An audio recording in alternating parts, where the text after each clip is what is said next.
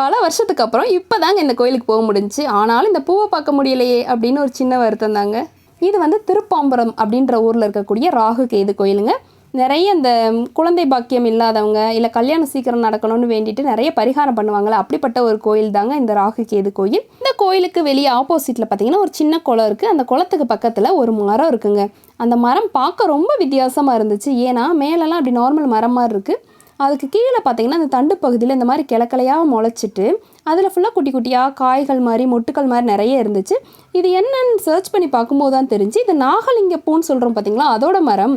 இந்த நாகலிங்க பூ நான் இதுவரை பார்த்ததே இல்லை. பட் இந்த மரத்தில் தேடி பார்க்கும்போது ஒரு பூ கூட இல்லைங்க, ஃபுல்லாக மொட்டாக தான் இருந்துச்சு. இந்த கோயிலை பற்றி உங்களுக்கு டீட்டெயில் வேணும்னா மறக்காமல் கமெண்ட்டில் சொல்லுங்கள். ஃபைனலி தேங்க்ஸ் ஃபார் வாட்சிங். Be happy with nature. Bye bye.